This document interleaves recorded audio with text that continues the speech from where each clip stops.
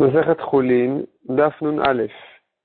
On commence à Nun Amud Bet en bas aux deux points, 3 lignes d'en bas, et Emsat Soubet Akosot. Donc là, on va parler du Emsat Soubet Akosot, qui sont deux estomacs. Bet Akosot, c'est le deuxième estomac du ruminant. Mses, c'est le troisième estomac qui est juste à côté. La nourriture passe du deuxième au troisième. Il y a une ouverture de l'un à l'autre, et là-bas, la nourriture passe de l'un à l'autre. Maintenant, on va voir un peu quel le dit dans un cas. Dans le cas où on trouve une aiguille, un clou, une épine, dans le Bet Akosot. Donc, Tanu Rabanan, un machat shenimtet be'ovi Bet Akosot, une aiguille qui a été trouvée dans l'épaisseur du Bet Akosot, c'est-à-dire elle est plantée dans la paroi du Bet Akosot. Mitad echad kshera, si ça traverse pas d'un bout à l'autre, c'est kasher. Mishneh te dit, mais si ça traversait les parois du Bet Akosot, trefa. Nimtza alea korot dam, si on voit là-bas une goutte de sang, biadoua shedifne shrita, c'est la preuve que ça a eu lieu avant la shrita. Donc on est arrivé à Nun Aleph, Amud Aleph, première ligne. L'animta la kordam, si on ne trouve pas de goutte de sang là où l'aiguille se trouve, biadoua shelachar shrita, c'est la preuve que ça a été percé après la shrita et donc c'est pas un problème. Donc c'est caché. Iglid piamaka, si à l'endroit de la plaie, à l'endroit du sang, on voit que la plaie, elle a déjà durci, il y a une croûte, Rachid dit le mot en français d'ailleurs, croûte. Biadoua, sheshlosha yamim kodem shrita. C'est la preuve que cette bête-là qui était tréfa, elle est devenue tréfa déjà au moins 3 jours avant la shrita. Parce que si elle a été percée pendant ces 3 derniers jours, eh bien la plaie n'aurait pas fait de croûte encore. Lo iglid piamaka, mais si la plaie elle est encore fraîche, alors on ne sait pas quand est-ce que ça a eu lieu. Ça a eu lieu pendant les derniers jours, mais on ne sait pas quand est-ce que ça a eu lieu. Et qu'est-ce que ça peut bien faire? Le problème il est dans le cas où la bête était vendue dernièrement, et donc si elle était vendue aujourd'hui, hier, avant-hier, s'il y a déjà une croûte, c'est la preuve que le vendeur a vendu une bête tréfa. Et donc l'acheteur il peut lui dire, l'acheteur peut dire au vendeur, c'est un mekartaout, donc il y a eu une erreur dans tout l'achat. L'achat il est un mauvais achat, j'ai été trompé. Et donc tout est annulé. L'achat est annulé, tu me rends l'argent, je te rends la tréfa, tu te débrouilles avec. Ça, c'est dans le cas où il y a déjà une croûte qui fait la preuve, qui est la preuve que ça a eu lieu, c'était déjà taref avant la vente, si la vente a eu lieu pendant les 3 derniers jours. Maintenant, si la plaie elle est encore fraîche, on ne sait pas quand est-ce que ça a eu lieu, avant la vente ou après la vente. C'est ce que dit ici la Gemara, loiglid piamaka, s'il n'y a pas de croûte sur la plaie, amoti mechavero la varaya.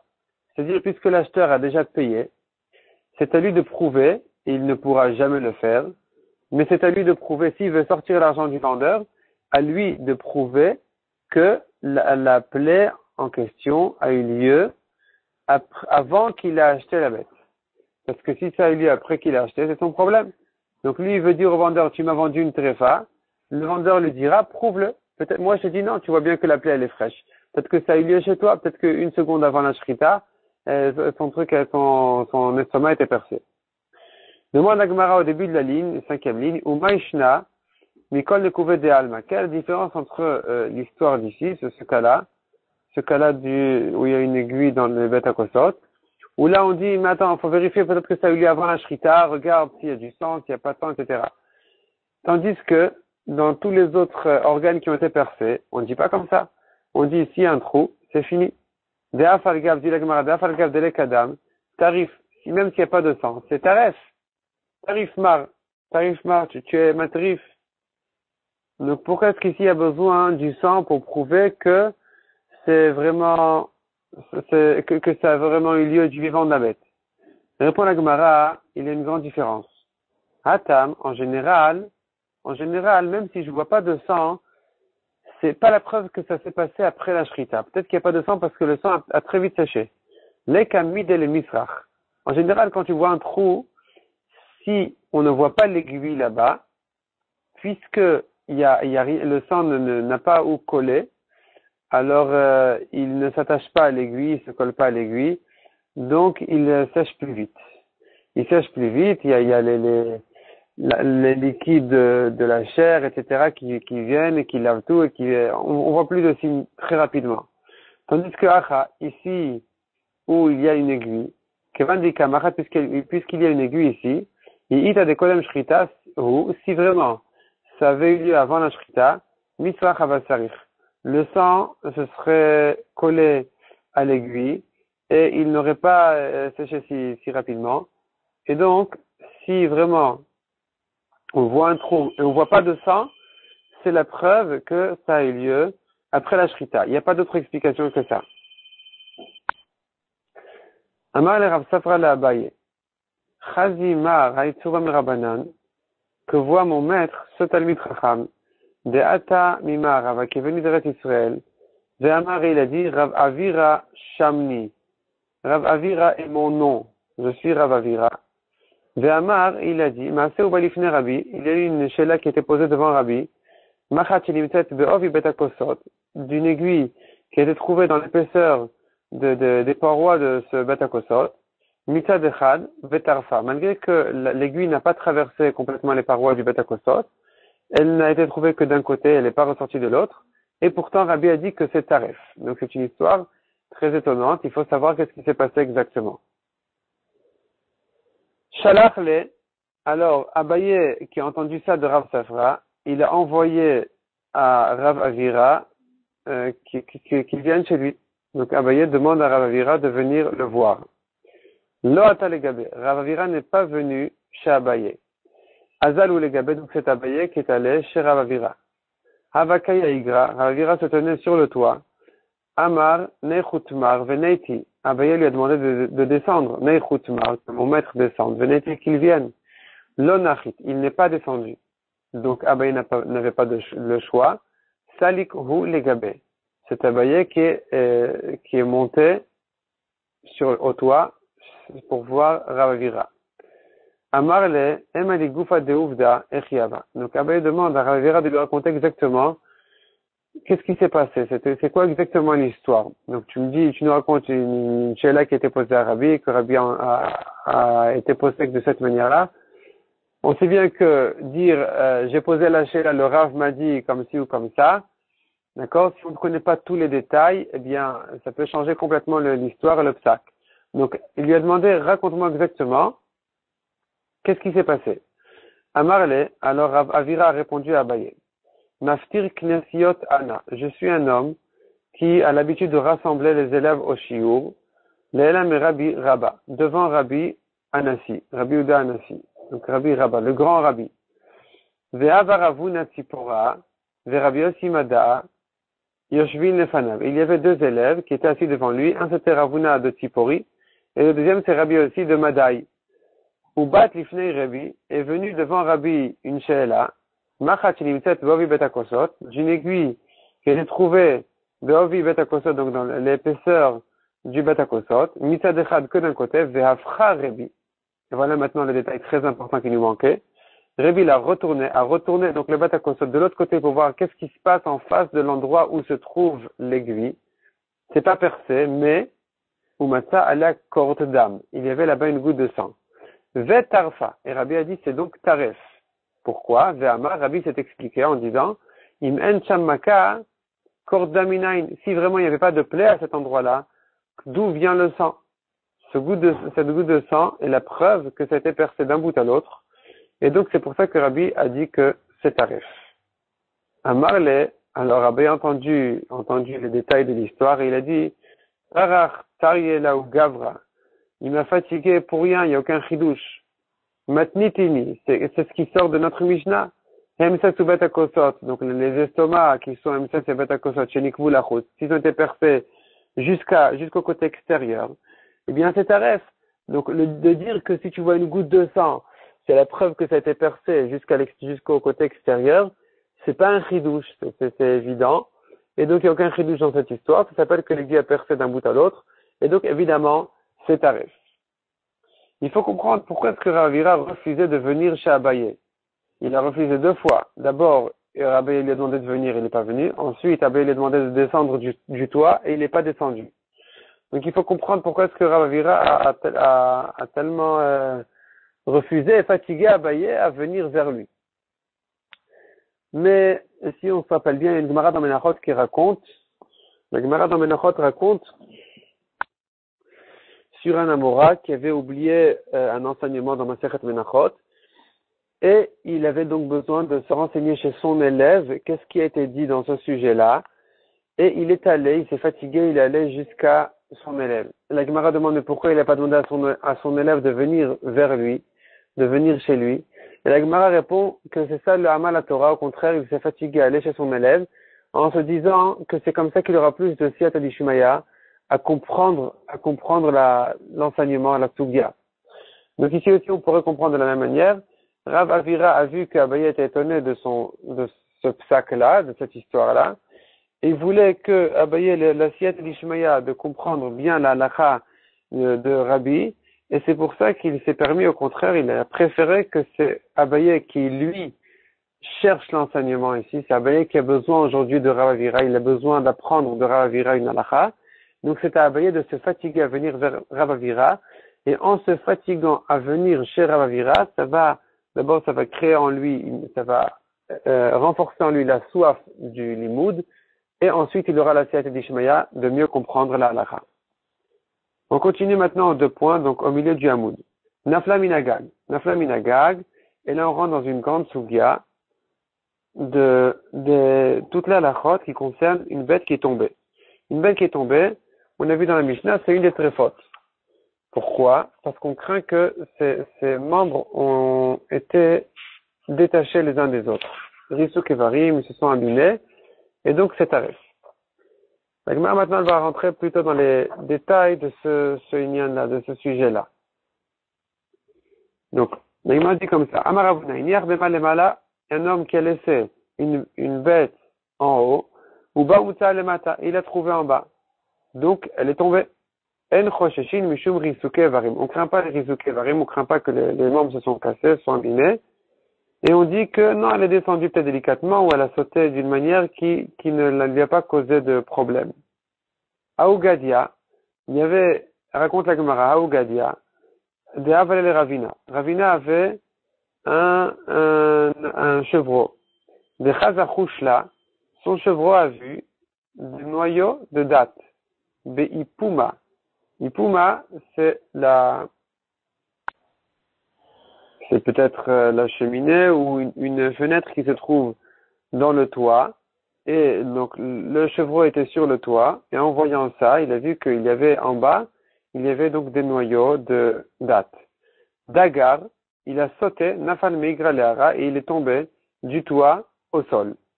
Et là, la shela était, est-ce que c'est taref ou pas? Atio Alekame de Ravashi, on a posé la shela devant Ravashi. Amar Lehad Amar Ravuna, ce que Ravuna a dit. Ini Arve Malemala Uba Umta Lemata, c'est lui qui a laissé une bête en haut et il est venu. Et il a trouvé en bas, En Chosheshin Mishum Risuke Evarim, on ne craint pas le problème de Risuke Evarim, que les membres se sont cassés. Est-ce que c'est Mishum Deit la Midele Misrach? C'est que dans le cas où elle a quelque chose à s'accrocher, donc elle a sauté, mais il y avait un mur. Donc elle a amorti un peu sa chute en s'accrochant au mur. Vehai, let le Midele Misrach. Or, chez moi, dans mon cas, elle a sauté directement, et elle n'avait pas où s'accrocher. Et donc ça doit être 8 tarefs. Odilma, ou peut-être non, ou peut-être dans tous les cas c'est kasher. Pourquoi? Mishum de Amdanafsha, l'animal, avant de sauter, de descendre, il évalue s'il peut sauter. Et de cette manière, et dès qu'il décide qu'il peut sauter, c'est qu'effectivement, il a la capacité de sauter sans se blesser. Vehainami Amdanafsha. Donc dans ce cas-là aussi, malgré qu'il n'y a pas de mur où s'accrocher un petit peu pour amortir la chute, eh bien, c'est quand même kasher parce qu'il sait sauter. S'il prévoit son saut et pas qu'il est tombé subitement, eh bien, il n'a pas de problème de sauter. Amarle, alors, lui a répondu, Mishum de Amdan Afsha. La raison pourquoi c'est kasher, c'est parce que la bête, elle peut évaluer ses forces et sa manière de sauter. Ve'ainami Amdan Afsha, et ici aussi, même s'il n'y a aucun mur, et que vraiment elle est sautée au milieu du toit, au sol, et c'est kasher parce que la bête, elle sait comment sauter, elle sait comment s'y prendre, et donc c'est kasher, il n'y a pas de problème. Encore une histoire raconte la Gemara. Haï Marta de Hava Berav Chaviva. Il y avait une chèvre une petite chèvre chez Rav Chaviva, Dehavu Shadran Karebatraita, qui traînait ses pattes arrière, elle traînait en arrière, donc elle marchait comme ça difficilement. Et la Sheila était, est-ce que c'est la preuve qu'il y a un problème ou pas? Ici, il n'y a pas de problème, simplement elle doit avoir une petite maladie dans les hanches ou quelque chose comme ça. Donc il n'y a pas de vrai problème, c'est pas une tréfa. Matrifla Ravina. Ravina lui a demandé, Vedil ma chutashidra ifsik.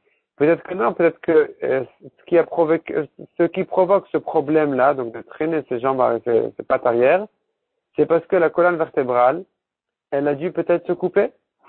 Badkoua, ils ont vérifié, après la shrita, Ashkechua et Ravina, ils ont trouvé qu'effectivement c'est Ravina qui avait raison, que la colonne vertébrale a été coupée, et c'est ça ce qui a provoqué ce problème-là.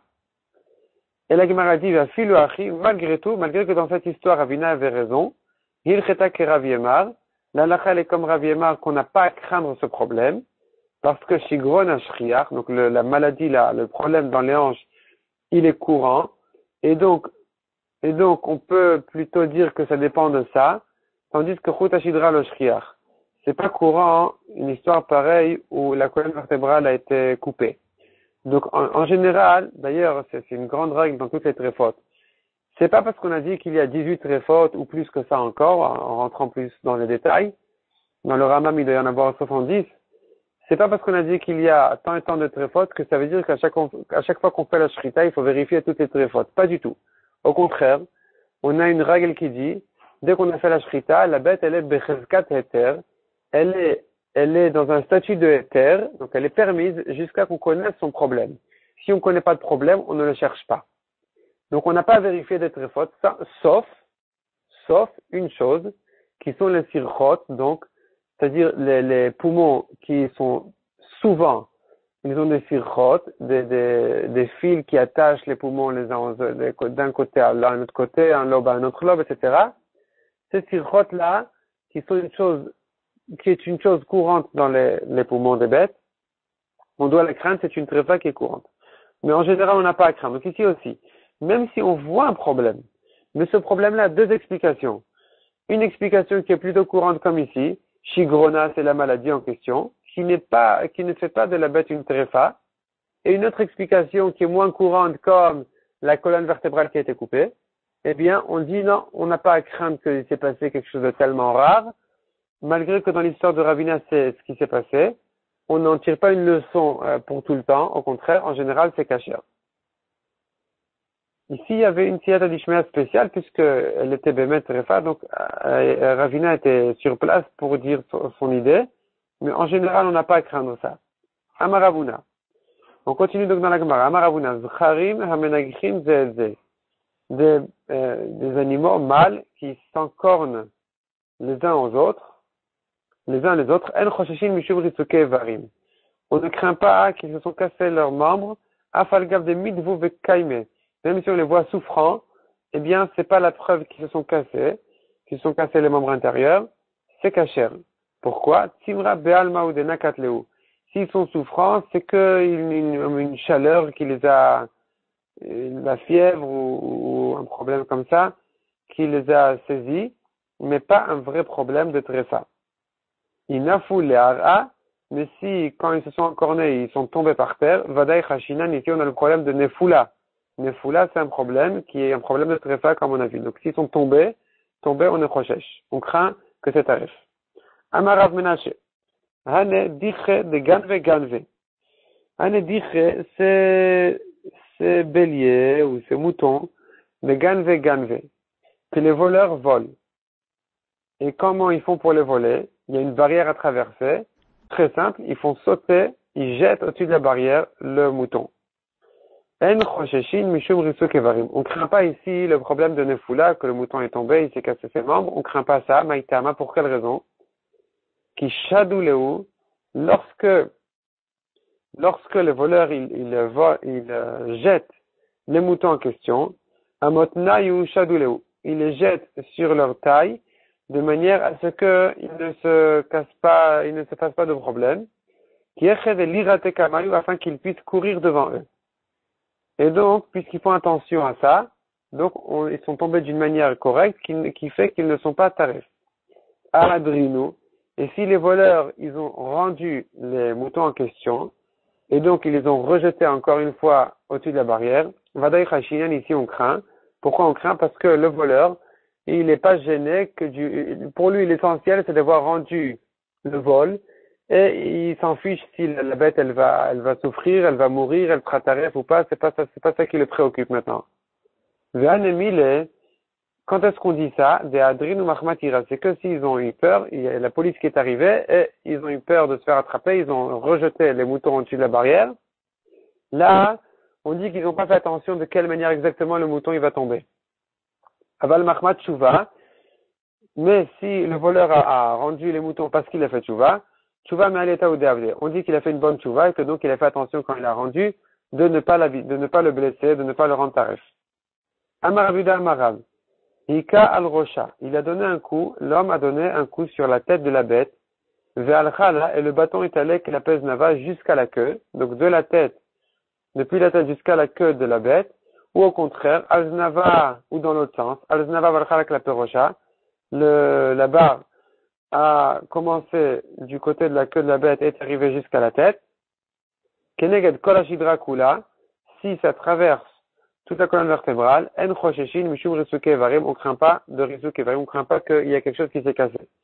Vei shalim chutra à palgue de gaba, et si le bâton il se termine à palgue au milieu des gaba du dos de la bête, chayshinan on craint qu'il y a quelque chose qui s'est cassé là-bas.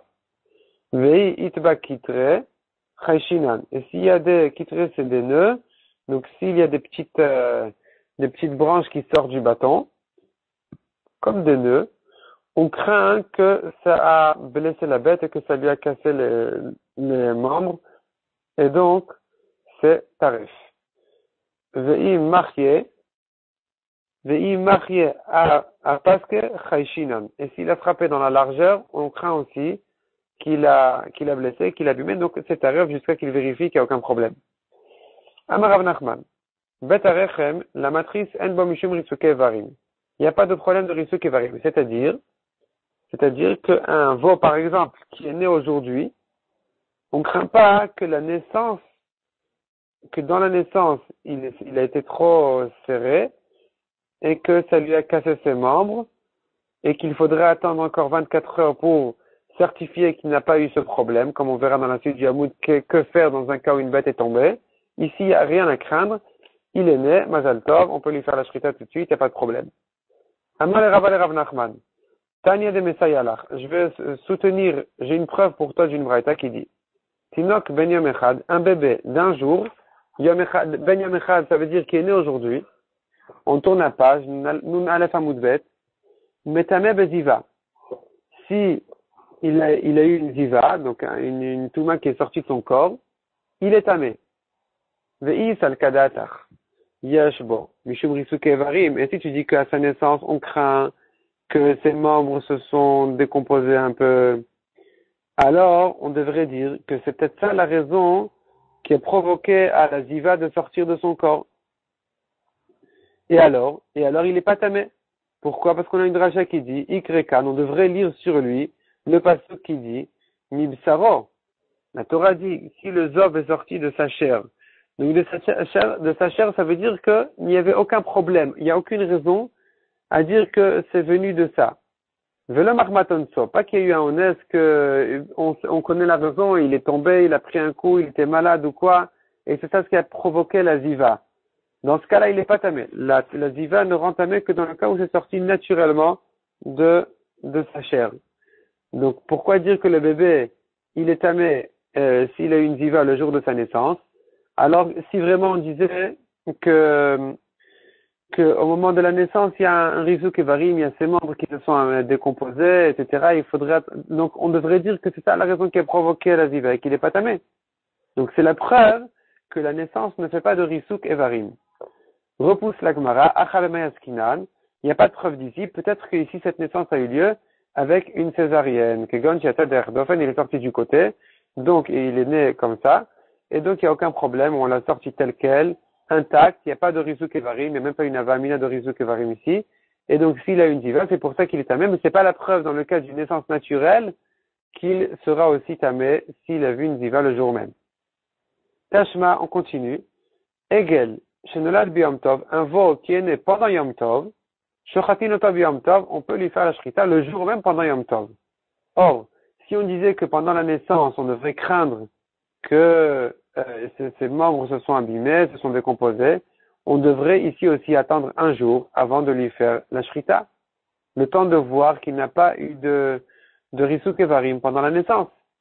Si on lui fait la shrita immédiatement, c'est la preuve qu'on ne craint pas à la naissance le risuk evarim.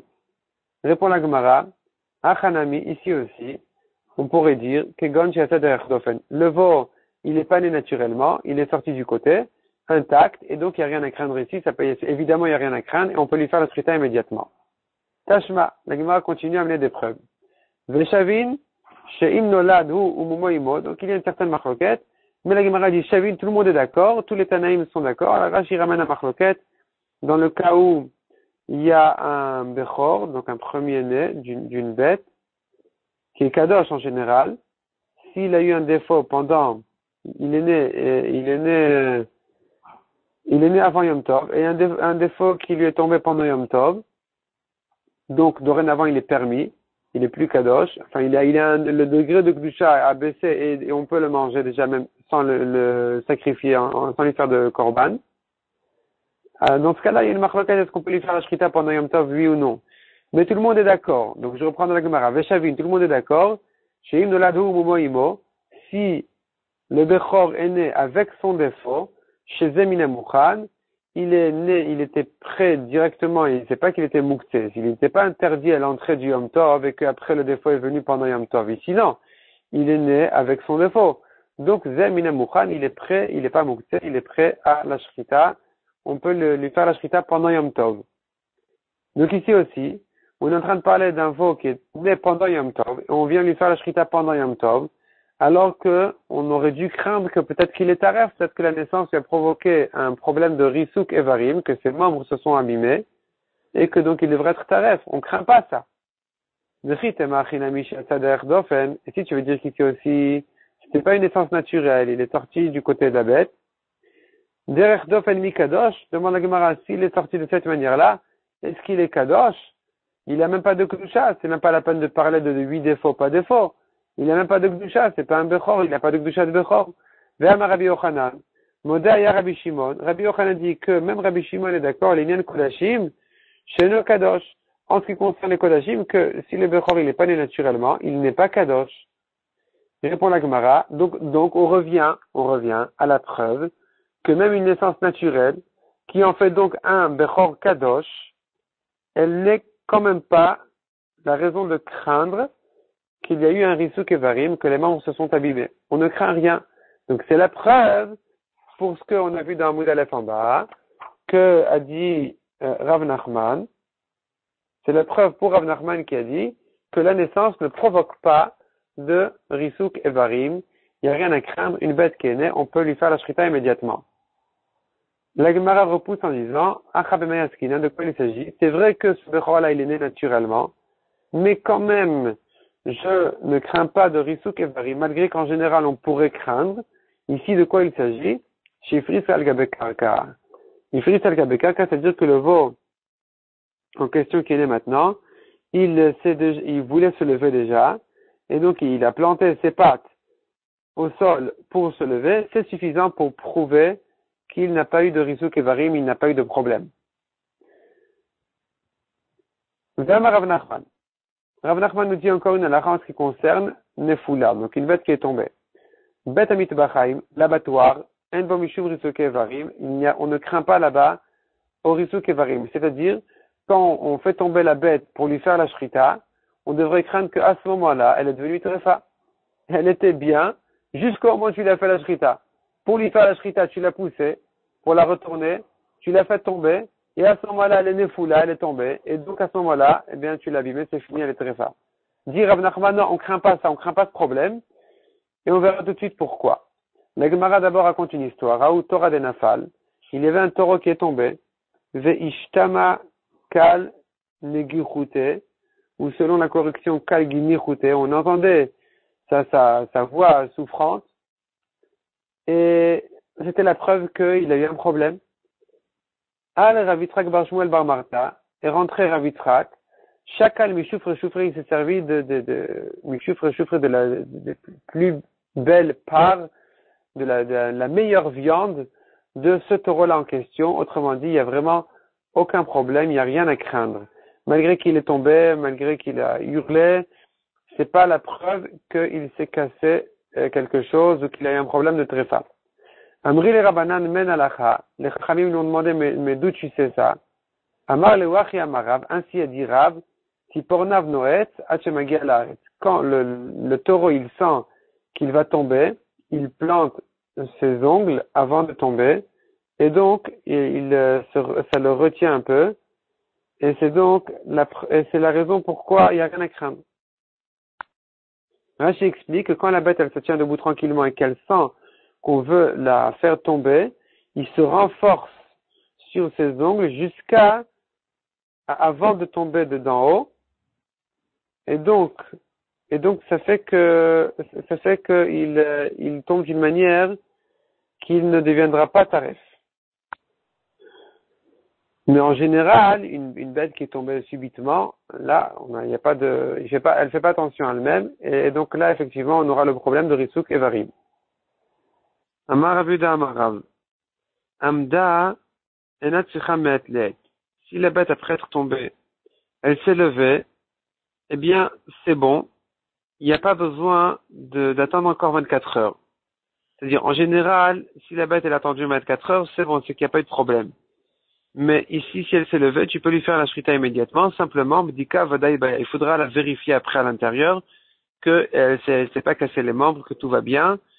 Et à ce moment-là, on pourra dire que c'est caché. Parce qu'en général, comme on a dit, on n'a pas besoin de vérifier les tréfotes. Mais ici, où il y a eu un problème, où je sais qu'elle est tombée, donc malgré que elle s'est levée, c'est pas suffisant encore pour dire qu'il n'y a pas besoin de vérifier. Puisqu'on lui a fait la shrita dans les 24 heures, il faut vérifier. Halcha, enat tzricha bdika. Si elle a marché, c'est fini, là c'est que vraiment elle n'a aucun problème, c'est la preuve que tout va bien, il n'y a pas besoin de vérifier non plus. Rav Chia Barashi Amar, achadzu ve'achadzu, tzricha bdika. Même si elle a marché, donc aussi bien celle-là qui s'est levée que celle-là qui a marché aussi, tzricha bdika, il faut vérifier après la shrita que tout va bien. Amar Avirmia Baracha Amarav, pashta yada la'amod. Si la bête qui est tombée. Maintenant, on va rentrer dans les solutions un peu. Dans quel cas on ne craint pas? On ne craint pas le Rissouk et Varim. Donc la bête, elle est tombée. Et Pashta Yada la mode, elle a mis en avant sa patte avant pour se lever. Afalpi Shelo Amda, même si elle ne s'est pas levée, c'est suffisant. C'est la preuve que elle n'a pas été blessée. Akra Ragla Le'alech, dès qu'elle a levé sa patte arrière pour marcher, Afalpi Shelo Amda, même s'il n'a pas marché vraiment, c'est suffisant pour savoir qu'elle n'a pas été blessée, que c'est caché. Vera Frisda Amar, Nin Ara la mode, mieux que ça encore, même si on la voit qu'elle veut se lever, elle commence à bouger pour se lever, Afalpi Shelo Amda, même si elle ne s'est pas levée vraiment, rien que le fait qu'elle a voulu se lever, c'est la preuve qu'elle sent qu'elle peut le faire, et donc elle n'a pas été blessée, elle n'a pas eu de Rissouk et Varim, ses membres ne se sont pas décomposés, et donc elle est Kshira. Et là, on a une parenthèse. Cette parenthèse, ça fait pas partie de la Gemara, mais c'est rentré des poskim dans la Gemara. Alors, on peut la lire. Veil cheta, la lacha elle est, eichad nafla mina gag, si elle est tombée du toit, belada sans le savoir, c'est pas que c'est la bête qui a voulu sauter, mais elle est tombée, tout d'un coup, elle est tombée du toit. Ve'amda, et elle s'est levée. Velo alcha, mais elle n'a pas marché. Tzricha bdika, il faut la vérifier. Il faut donc vérifier, après la shrita, il faut vérifier ses membres qui n'ont pas été abîmés. Mais il n'y a pas besoin d'attendre 24 heures. C'est-à-dire, même si on a fait la shrita avant d'attendre 24 heures, on peut vérifier la bête de l'intérieur, et si on voit que tout est correct, c'est bon, c'est caché. Tandis que si elle ne s'est même pas levée, là, il n'y a rien à faire. Si on a fait la shrita immédiatement, c'est taref. Il aurait fallu attendre 24 heures, ou attendre qu'elle se lève. Maintenant qu'elle ne s'est pas levée, ni on a attendu 24 heures, même la vérification intérieure est insuffisante. Continue la parenthèse à dire, ve'im alcha, mais si elle a marché, afilu b'dika namilotricha, c'est que vraiment tout va bien, il n'y a même pas besoin de vérifier, on peut lui faire la shrita comme une bête qui n'a aucun problème, et c'est caché. Donc maintenant on continue dans la Gemara Amar Amimar. Mishme de Ravdimi Minarda. Donc Amimar dit au nom de Ravdimi qui venait de la ville Nardea. Nefula, Shamru, une bête qui est tombée, Sricha Bdika Keneged Benemehaim. Où est-ce qu'il faut la vérifier? Il faut la vérifier Keneged Benemehaim dans tous les intestins. Amar le Marzutra, Hachi Amrin al Mishme de Rafapa. Donc Marzutra lui a dit, ainsi on dit au nom de Rafapa, c'est pas suffisant de vérifier les intestins, il faut tout vérifier. Amar le Hunamar, Bered Rav Nechemia, Ravashi. Et Simanin Mai. Donc Hunamar a demandé à Ravashi, quel est le din pour les Simanim? Est-ce qu'on doit craindre que quand elle est tombée, les Simanim, qui sont la trachée artère et l'œsophage, eux aussi se sont détachés de leur place, et que ça aussi il faudrait vérifier peut-être, ou non? C'est suffisant de vérifier tous les membres qui sont à l'intérieur du corps, mais pas les simanim, pas ce qui se trouve dans le cou aussi. Amar les simanim kashin hen etel nefila. Non, les simanim, il n'y a pas de problème.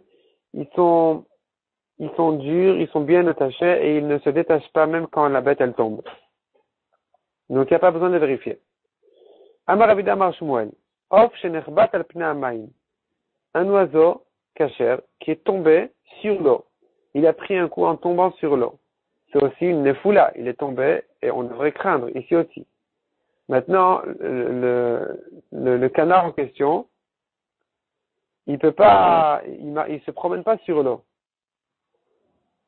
Kevan sheshat melokomato, dès que il a nagé melokomato, comme sa taille, la longueur de sa taille, d'ailleurs c'est suffisant. Ça s'appelle comme s'il avait marché, et donc c'est la preuve qu'il n'a pas eu de risou kevarim, tout va bien, c'est kasher. Vela maranel amimatalema. On ne dit que si il a monté contre le courant. Aval milema le mata, mais si la volaille en question est descendue avec l'eau de haut en bas, mayaou de hpelu, c'est pas la preuve qu'il a de la force, c'est pas la preuve que tout va bien. Au contraire, il est descendu avec le courant de l'eau. Vei maya kaime, et si l'eau c'est un étang qui bouge pas, l'eklanba, on ne sait pas même si il est descendu de haut en bas, puisqu'il n'y a pas de courant, ça s'appelle qu'il a nagé, ça s'appelle que ça a été fait de sa force, et donc il est caché. Vei shadative, et même s'il y a un courant, mais il y avait des petits bois à côté de lui, Vekadme, et il les a dépassés. Hakadme, c'est la preuve que c'est lui qui a nagé de sa propre force, et pas qu'il est allé avec l'eau, et donc il est caché. Gilima matiar, là c'est un nouveau cas. Gilima matiar, si un habit, un drap disons, matiar qui est tendu, il est attrapé des quatre côtés, et il est comme ça couché en l'air, le drap il est comme couché en l'air, et il y a un oiseau qui est tombé dessus. Chaïchinan, on craint ça, il a pris un coup, on doit craindre le problème de Nefula, de Rizou Kevarim. De l'homme attire, mais si c'est pas vraiment étendu fort, l'or Chaïchinan, on craint pas, parce qu'il est tombé dans le drap et il s'est rien passé. Off ou meoufaf, si le drap en question il est plié, l'or Chaïchinan, on ne craint pas non plus. Isla, un filet, ou mekarve kitre, dont les nœuds sont proches, Chaïchinan, on craint. On craint qu'il a pris un coup, l'oiseau qui est tombé dessus. L'homme écarve quitte, mais si les nœuds sont éloignés les uns des autres, l'ochaïchinan, on ne craint pas. Ensuite, on aura toutes sortes de plantes sur lesquelles l'oiseau est tombé. Et il faut savoir à chaque fois dans toutes les situations, est-ce que je crains le rizou kevarim, oui ou non? Donc, est-ce que le lin, sous toutes sortes de formes et de manières, si c'est tombé sur le lin en toutes sortes de situations, si c'est tombé sur du sable, on verra sur la paille, le blé, etc. Mais on va s'arrêter là pour le moment. Kolto.